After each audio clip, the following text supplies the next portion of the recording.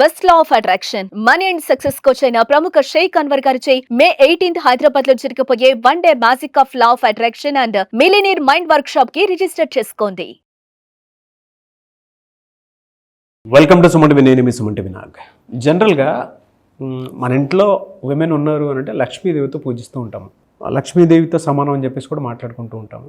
అయితే వేదిక ఆస్ట్రాలజీ ప్రకారం కనుక మనం చూసుకుంటే గోచార రీత్యా కొన్నిటి విషయాల్లో కనుక మనం చూస్తే కొన్ని దోషాల వల్ల ఇంట్లో ధనం నిలబడకపోవటం లేదు అని అంటే తెలియకుండానే వేరే వాళ్ళ ఇన్ఫ్లుయెన్స్ త్రూ అయినా సరే మనం కొంత పోగొట్టుకోవటం లాంటివి చూస్తూ ఉంటాము జనరల్గా.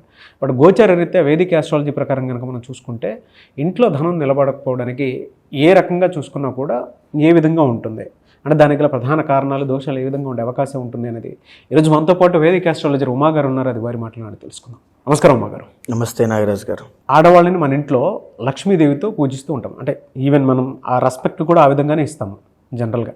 కొన్నిసార్లు ఏమవుతుందనంటే వాళ్ళ మీద నమ్మకంతో మనం ముందుకు వెళ్ళిపోయినప్పుడు తెలియకుండానే కొన్ని ఫినాన్షియల్ క్రైసిస్ మనకి వస్తూ ఉంటాయి అన్నమాట.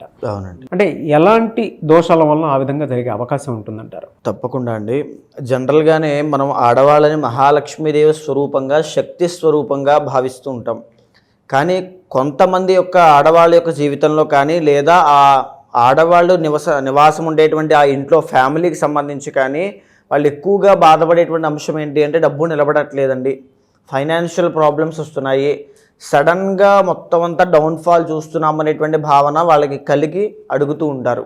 దానికి ప్రధానమైన కారణాలు 4 ఉంటాయి నాగరాజు గారు. మొదటిది వ్యయదోషము అంటారు. వ్యయదోషము అని అంటే విపరీతమైన ఖర్చులు పెట్టేటువంటి దోషము అని అర్థము. ఈ యొక్క వ్యయదోషము అని అంటే ఫర్ సపోజ్ చూస్తే కొంతమంది మనం జనరల్గా వింటూ ఉంటామండి. ఎలాంటివంటే తింటూ ఉంటే కొండలు కూడా తరిగిపోతాయి అలా వింటూ ఉంటాం. అంటే ఎప్పుడైతే అనవసరమైన ఖర్చు పెట్టడమే ఒక వ్యసనంగా, అదే ఒక అలవాటుగా ఉన్నటువంటి స్త్రీలు కానీ లేదా ఫ్యామిలీలో ఉండేటువంటి మెంబర్స్ కానీ అలా ఉంటే అసలు ఫైనాన్షియల్ లాసెస్ అనేవి చూస్తారు. వ్యయదోషాత్ నిత్యం అర్ధస్య క్షయం భవేత్ అంటారు. అంటే వ్యయదోషం ఎక్కడైతే ఉంటుందో అర్ధము అంటే డబ్బు అండి, క్షయం భవే క్షీణించిపోతుంది, ధనహీనులైపోతారు అని అర్థము. వ్యయదోషం ఉన్నటువంటి స్త్రీలు కానీ అంటే చాలామంది మనం చూస్తూ ఉంటామండి. ఆన్లైన్ షాపింగ్స్ అని, లేకపోతే అక్కడెక్కడికో వెళ్ళాలని, ఇక్కడెక్కడికో వెళ్ళాలని, అంటే ఇంకా ప్రతిరోజు ఖర్చు పెట్టకపోతే వాళ్ళకి నిద్ర పట్టదు. అది వాళ్ళకి అలవాటు అయినటువంటి ఒక వ్యసనం. అది ఆ వ్యసనంగా అలవాటు అయిపోయింది డబ్బులు ఖర్చు పెట్టడం అనేటువంటిది. ఎప్పుడైతే వ్యయదోషం ఉందో అక్కడ ఆర్థిక ఇబ్బందులు ఉంటాయి, అప్పులు ఉంటాయి, ఫైనాన్షియల్ ప్రాబ్లమ్స్ ఉంటాయి, డౌన్ఫాల్ ఖచ్చితంగా చూస్తారు. చాలామంది నాగరాజు గారు వ్యయదోషం ఉన్నవాళ్ళు మనం బాగా గుర్తించవచ్చు. అదేంటి అంటే వాళ్ళకి ఖర్చు పెట్టడమే ఇంక అలవాటు, డైలీ ఖర్చు పెడుతూ ఉంటారు. ప్రేమలో పడో, ఎవరైనా ఇష్టపడిన వ్యక్తుల కోసమో, చుట్టుపక్కల ఉండేటువంటి ఫ్రెండ్స్ కోసమో, లగ్జరీగా బ్రతకాలేటువంటి ఆలోచనతోనో విపరీతంగా ఖర్చు పెడుతూ ఉంటారు. అప్పులు చేసి మరీ వాళ్ళకి గిఫ్ట్లు ఇవ్వడము, లేకపోతే ఖర్చు పెట్టడము, ఇవన్నీ చేస్తూ ఉంటారు. దీన్ని వ్యయదోషంగా గుర్తించవచ్చు. 12వ స్థానంలో చంద్రుడు కానీ, శుక్రుడు కానీ, గురుడు కానీ ఉన్నప్పుడు ఇది ఖచ్చితంగా కనబడుతూ ఉంటుంది వ్యయదోషము.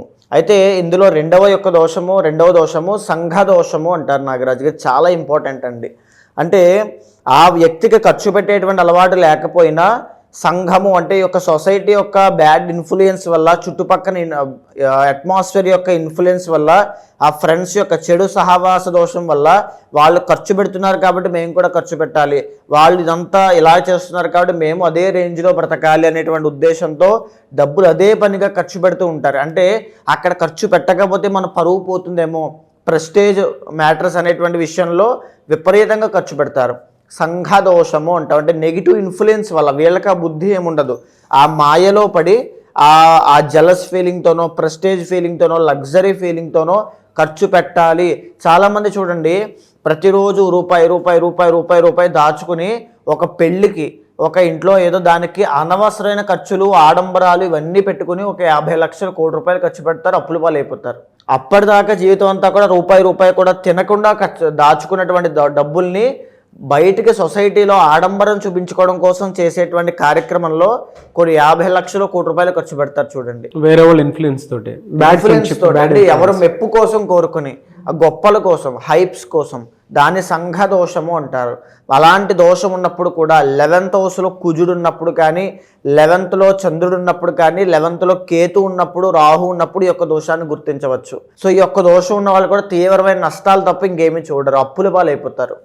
అండ్ మూడవది ఏంటి అంటే అభావన దోషము అని ఉంటుంది. అంటే ప్లానింగ్ లేకపోవడము, ఫైనాన్షియల్ ప్లానింగ్ లేకపోవడము.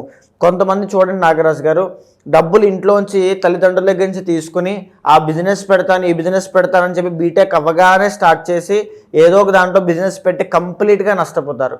అంటే వాళ్ళకి దాని నుంచి ఎంత డబ్బులు తిరిగి వస్తాయి, దాంట్లో ఎంత ఇన్వెస్ట్మెంట్ చేయాలి, ఎక్కడ డబ్బులు దాయాలి, ఎక్కడ డబ్బులు దాయకూడదు అనేటువంటి విషయం తెలియక ఆ తొందరపాటు నిర్ణయం తీసుకోవడం వల్ల అభావన దోషంతో కలిగి వాళ్ళు తీవ్రమైన నష్టాలు చూస్తారు.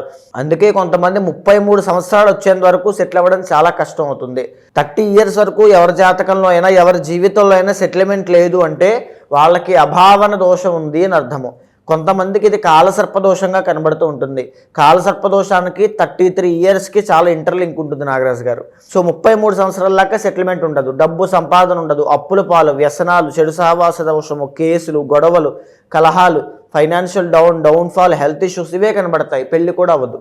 అంటే ఒక అభావన దోషం ఎప్పుడైతే సంతరించుకుంటుందో వాళ్ళ లైఫ్లో ఎదుగుదల అనేటువంటిది ఏమీ ఉండదు. సో ఈ యొక్క అభావన దోషం ఉన్న వాళ్ళని బాగా గుర్తించాలి అంటే ఏది కనబడితే ఆ బిజినెస్లో ఇన్వెస్ట్ చేసి నేను డబ్బులు సంపాదించగలను అనే భావనతో, అంటే తొందరపాటు నిర్ణయాలండి, stock market, share market, betting apps, జూదము, ఇంకా ఇవన్నీ కూడా అంటే నేను ఖచ్చితంగా దాంట్లో సంపాదించగలను ఓవర్ కాన్ఫిడెన్స్ ఒకటి, 2 తొందరపాటు నిర్ణయాలు ఒకటి, ఫైనాన్షియల్ ప్లానింగ్ లేకపోవడం ఒకటి, ఎవరి యొక్క ప్రాపర్ గైడెన్స్ లేకపోవడము, విచ్చలవిడిగా డబ్బులు ఖర్చు పెట్టడం వల్ల వచ్చినటువంటి దోషాలు యొక్క అభావన దోషము.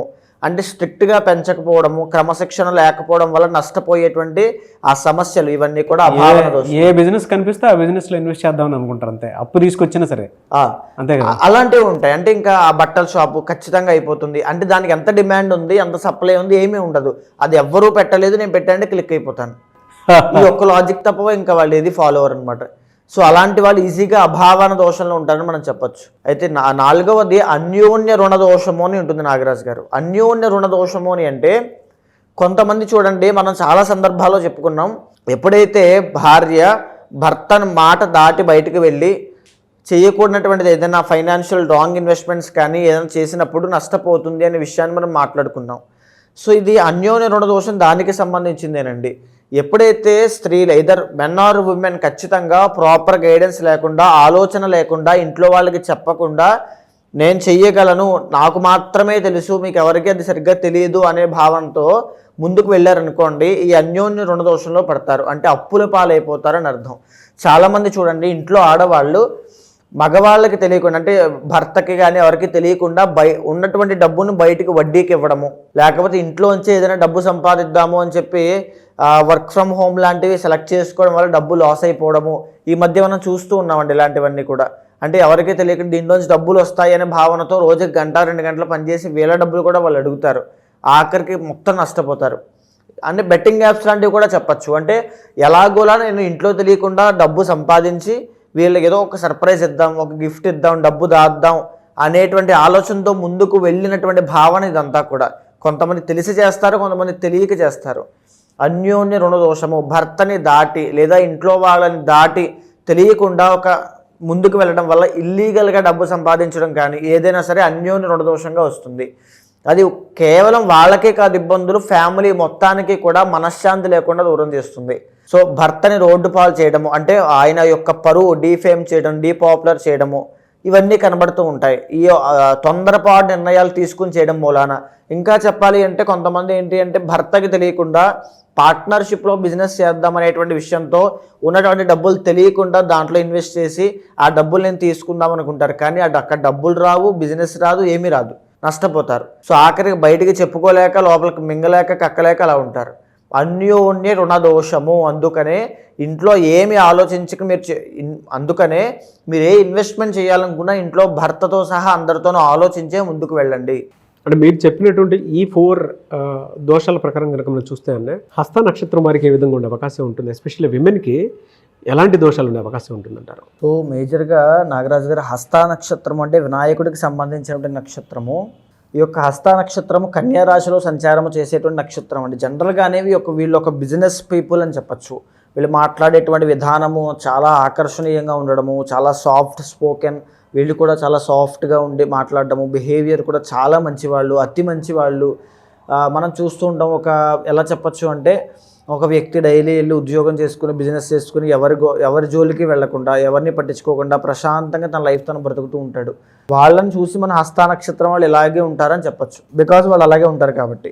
అయితే వీళ్ళకి వచ్చేటువంటి ఇబ్బంది ఏంటంటే Nagaraj, the original 4th and 7th lord గురుడు అవుతారు, జూపిటర్. ఈ జూపిటర్ ఎప్పుడైతే అవుతారో వీళ్ళకి ఫైనాన్షియల్గా గురుబలం అనేటువంటి జనరల్గానే వీళ్ళకి లేకపోవడం వల్ల ఫైనాన్షియల్గా డబ్బు అనేటువంటిది పెద్దగా సంపాదన అనేటువంటిది ఉండదు వీళ్ళకి. సో ఏం చేసినా అంతంత మాత్రమే, ఏదో వస్తుంది వెళ్తుంది, 40,000, 50,000, 60,000, సో ఆ రేంజ్లోనే ఉండడము. ఆ సంపాదన కానీ ఆ ఫేమ్ కూడా దేన్ని వీళ్ళు కోరుకోరు. మేజర్గా చెప్పాలంటే నాకు అంత డబ్బు కావాలి, నాకు అంత ఫేమ్ కావాలి, నాకు ప్రశాంతంగా ఉంటే చాలండి, నాకు ఏం వద్దండి, మనశ్శాంతిగా ఉంటే చాలు అనేటువంటి మనస్తత్వం వీళ్ళది. అదేవిధంగా the original 12th lord Ravi అవుతారు. వీళ్ళకి ఏమైనా డబ్బులు ఖర్చు అవుతున్నాయి అంటే అది కారణం ఏంటంటే హెల్త్ ఇష్యూస్ అండి. ఆరోగ్య దోషం వల్ల వీళ్ళకి హెల్త్ ఇష్యూస్ వల్ల డబ్బులు ఖర్చు అయిపోతాయి. అండ్ ఏంటి అంటే ఫ్యామిలీని చూసుకోవడం వల్ల ఫ్యామిలీ కోసం బాగా డబ్బులు ఖర్చు పెడతారు తప్ప వీళ్ళకి ఎలాంటి ఖర్చులు అనేటువంటివి ఏది ఉండదు. అండ్ బిజినెస్లో లాస్ అవ్వడము అంటే వీళ్ళు అంత రిస్క్ తీసుకునేటువంటి మెంటాలిటీ కూడా వీళ్ళకి ఉండదు. అంత పెద్ద పెద్ద ఇన్వెస్ట్మెంట్లు కూడా వీళ్ళు చేయరు. వీళ్ళకు ఉండేటువంటి దానిలో కూడా ఆరోగ్యపరమైన దోషము. అండ్ ఎస్పెషల్లీ ఉమెన్కి అయితే మ్యారేజ్ ఇష్యూస్ అండి. మ్యారేజ్ ఇష్యూస్లో పడి ఫ్యామిలీ కోసము, ఈ డైవర్స్ అప్లై చేయడం కోసము, లేకపోతే హస్బెండ్ కోసము, అతన్ని మార్చుకోవడం కోసము ఎన్నో పూజలు, లేకపోతే ఎంతో ఖర్చు పెట్టడము, అతని ఆరోగ్య సమస్యల కోసం ఎంతో ఖర్చు పెట్టడము, మేజర్గా అతని యొక్క బిజినెస్ లాస్ అయినప్పుడు దానికి హెల్ప్ చేయడము. కొంతమంది ఆడవాళ్ళు ఏంటి అంటే తన పుస్తలు కూడా తీసి ఇచ్చేస్తుంటారు భర్త కోసము. ఆ రకమైన మనస్తత్వం అండి. అంత మంచితనం, అంత కేరింగ్ ఉంటుంది. కానీ వీళ్ళకి ఎప్పుడూ కలిసి రాదు. ఆ డబ్బు అనేటువంటిది ఎప్పుడు కూడా ఆ రేంజ్లో రాదు, వీళ్ళు ఎక్స్పెక్ట్ చేయరు కూడా. సో ఒకవేళ వ్యయదోషం అనేటువంటిది ఏదైతే ఉంటుందో దాని మూలానే విపరీతంగా లాస్ అనేటువంటిది వీళ్ళు చూస్తారు. హెల్త్ ఇష్యూస్ కోసమైనా ఫ్యామిలీ కోసమైనా వ్యయదోషము, డబ్బులు నిలబడకపోవడము ఎప్పుడు ఖర్చు అవుతూనే ఉంటాయి. తర్వాత అన్యోన్య రుణదోషము అంటే ఇది 2 కేసెస్లో మనం చెప్పొచ్చు నాగరాజు గారు. అన్యోన్య రుణదోషం అనేటువంటిది వీళ్ళు భర్త కోసం పడేటువంటి తాపత్రయం మూలాన డబ్బులు ఖర్చు అయిపోతాయి. భర్త కోసం వీళ్ళు త్యాగం చేయడము, భర్త కోసం డబ్బులు వదులుకోవడము, సక్సెస్ని వదులుకోవడము, డబ్బును వదులుకోవడం, ఇవన్నీ కూడా వీళ్ళకి జరుగుతాయి. అన్యోన్య రుణదోషము. పైగా ఇంకొకటి ఏమిటి అంటే భర్తకి తెలియకుండా ఏదైనా బిజినెస్ చేయాలి, లేకపోతే 7th లార్డ్ బుధుడు అవుతారు కాబట్టి ఏదైనా చీటీలు కట్టాలి, వడ్డీ వ్యాపారం చేయాలని వీళ్ళు ఆశపడితే అది కూడా కంప్లీట్గా లాస్ అయిపోతారు. ఫేమ్ కూడా అవుతారు. సో చెడ్డ పేరు కూడా వస్తుంది వీళ్ళకి. సో ఆ రకంగా అన్యోన్య రుణదోషము, వ్యయదోషము 2 వీళ్ళకు ఉంటాయండి. ఒకవేళ అంటే మేజర్గా ఒకవేళ వీళ్ళు రిస్క్ ఏమీ తీసుకున్నట్లయితే వీళ్ళకి ఏది కనబడదు. ఖచ్చితంగా వీళ్ళ లైఫ్లో ఏదైనా లాస్ జరిగింది అంటే 2 కారణమే, వ్యయదోషము, అన్యోన్య రుణదోషము. మీరు ఖచ్చితంగా ప్రతిరోజు ఇంట్లో అమ్మవారికి సంబంధించినటువంటి శ్రీ సూక్తము పారాయణ చేయండి, లేదా అమ్మవారికి సంబంధించి మహాలక్ష్మి అష్టకం ప్రతిరోజు చదవండి. లలితా సహస్రనామము, లక్ష్మీ హృదయము అని ఒకటి ఉంటుంది, అది తప్పకుండా చదవండి. మీ డబ్బు అనేటువంటిది నిలబడుతుంది, ముందుగా ఖర్చు అవ్వకుండా. హెల్త్ ఇష్యూస్ కోసమైనా వ్యయదోషము, అన్యోన్య రుణదోషము 2 పోతాయి. వీళ్ళకి అంటే జూన్ నుంచి డిసెంబర్ వరకు ఏ విధంగా ఉండే అవకాశం ఉంటుందన్న? సో మేజర్గా నాగరాజు గారు కన్యా రాశి వాళ్ళకి అన్నిటిలోనూ మిశ్రమ ఫలితాలు ఉన్నాయండి. గురుడు కానీ, శని కానీ, రాహు కానీ మిశ్రమ ఫలితాలను ఇస్తున్నారు. పెద్దగా యోగము కాదు, అలాంటి దోషము కాదు. అయితే కొన్ని మనసు వీళ్ళకి ఎస్పెషల్లీ రాజయోగాన్ని ప్రసాదిస్తున్నాయి. రవి బలం పెరగడం మూలన జూన్ 15 దగ్గర నుంచి జూలై 15 దాకా వీళ్ళకి రాజయోగం అయితే, డిసెంబర్ 15 నుంచి జనవరి 15 దాకా మళ్ళీ రాజయోగం వీళ్ళకి పడుతుంది అని చెప్పచ్చు. అయితే కుజుడి యొక్క బలం పెరగడం మూలన 27వ తారీఖు అక్టోబర్ దగ్గర నుంచి 7వ తారీఖు డిసెంబర్ దాకా కుజుడి బలం పెరగడం మూలన నూతన వస్త్ర వాహన వస్తు యోగాలన్నీ కనబడము, ఏదైనా భూలాభము కలగడం లాంటివి ఖచ్చితంగా కలుగుతాయి. ఆరోగ్య సమస్యలు కూడా తగ్గి ప్రశాంతమైన జీవితాన్ని ఆ మనసులో గడపడానికి ఎక్కువగా అవకాశం ఉంది. ఎనీవే సార్, థ్యాంక్ యూ అండి. Thank you so much Uma గారు. ప్రతి ఒక్కరికి ఏంటంటే త్రూ వేదిక్ ఆస్ట్రాలజీ వాళ్ళకు ఉండేటువంటి పర్సనల్ చాట్ ద్వారా తెలుసుకుని ముందుకు వెళ్ళాలి అనుకున్నటువంటి వాళ్ళు ఉంటారు. అంటే కొంతమందికి ఫినాన్షియల్, కొంతమందికి కెరీర్, కొంతమందికి ఏమో వైఫ్ అండ్ హస్బెండ్ రిలేషన్షిప్, కొంతమందికి మ్యారీడ్ లైఫ్లో పిల్లలు పుట్టకపోవటము అట్లాంటి ఏదో కొన్ని దోషాల వల్ల ఇలా జరుగుతుందని చెప్పేసి తెలుసుకోవాలి అనుకున్నటువంటి వాళ్ళు ఉంటారు. కొంతమందికి ఏంటంటే నరదృష్టి ప్రభావం కూడా ఎక్కువ ఉంటూ ఉంటుంది. బిజినెస్ లాస్ అవటము, లేదంటే మనుషులు కోల్పోవటము, హెల్త్ ఇష్యూస్ రావటం చూస్తూ ఉంటాం. అటువంటి వాళ్ళు మీ దగ్గర పర్సనల్ చాట్ తీసుకొని రెమెడీస్ కోసం అని చెప్పేసి చూసేటువంటి వాళ్ళు ఉంటారు. ఎలా మిమ్మల్ని అప్రోచ్ అవ్వాలి? తప్పకుండా అండి. మనం మాట్లాడుకునేటువంటి అంశాలన్నీ కూడా గోచారానికి సంబంధించిందండి. కానీ పర్సనల్ చాట్లో వాళ్ళు ఎందుచేత ఆ డబ్బు లాస్ అవుతున్నారు, ఏ టైం పీరియడ్ ఆఫ్ టైంలో వీళ్ళు చాలా జాగ్రత్తగా ఉండాలి. డబ్బు లాస్ అయ్యేటువంటి period of time, a period of టైంలో వీళ్ళు ఇన్వెస్ట్మెంట్స్ చేయొచ్చు, ఎక్కడ వీళ్ళు మోసపోయే అవకాశాలు ఉంటాయి, ఇవన్నీ కూడా పర్సనల్ చార్ట్ చూసిన తర్వాత తెలుసుకోవచ్చు. అలా ఎవరైనా తెలుసుకోవాలనుకుంటే ఖచ్చితంగా మీకు కింద కనిపించే నెంబర్కి ఖచ్చితంగా కాల్ చేయండి. మా వాళ్ళు మీకు పూర్తి వివరాలు అందిస్తారు. మీ గోచారాన్ని, మీ పర్సనల్ చార్ట్ని చూసిన తర్వాత మీ సమస్య ఏదైనప్పటికీ కూడా అండ్ మీ కోరిక ఏదైనప్పటికీ కూడా దాన్ని చూసిన తర్వాత కూలంకషంగా ఏదైనా నిర్దిష్టమైన పరిహారములు మీతో ఆచరింపచేసి మంత్రోచ్చారణ అంటే మంత్రపారాయణ ప్రతినిత్యం ఆచరింపచేసి మీకు మంచి శుభ ఫలితాలు వచ్చేలా చేస్తాను. డెఫినెట్లీ అండి. Anyways thank you so much అమ్మగారు. నమస్తే అండి. చూసారు కదండి వీడియో. ఈ వీడియోపై మీ అభిప్రాయాన్ని కమెంట్ బాక్స్లో పోస్ట్ చేయండి. త్రూ వేదిక్ ఆస్ట్రాలజీ మీకున్నటువంటి సమస్యలు ఏదున్నా సరే మీరు ఉమాగారిని సంప్రదించి అపాయింట్మెంట్ బుక్ చేసుకోవాలి అనుకుంటే మాత్రం స్క్రీన్ మీద కాంటాక్ట్ నెంబర్ కనిపిస్తుంది. దాన్ని మీరు కాల్ ఆర్ మెసేజ్ వాట్సాప్ చేసి వెంటనే అపాయింట్మెంట్ బుక్ చేసుకోండి. ఈ వీడియో లైక్ చేయండి, షేర్ మాత్రం తప్పకుండా చేయండి. ఇలాంటి మరిన్ని వీడియోస్ కోసం మా ఛానల్ ఫాలో అవ్వండి. Thank you. సుమన్ టీవీలో మీ పర్సనల్ అండ్ బిజినెస్ ప్రమోషన్స్ కోసం కింది నెంబర్కి కాంటాక్ట్ చేయండి.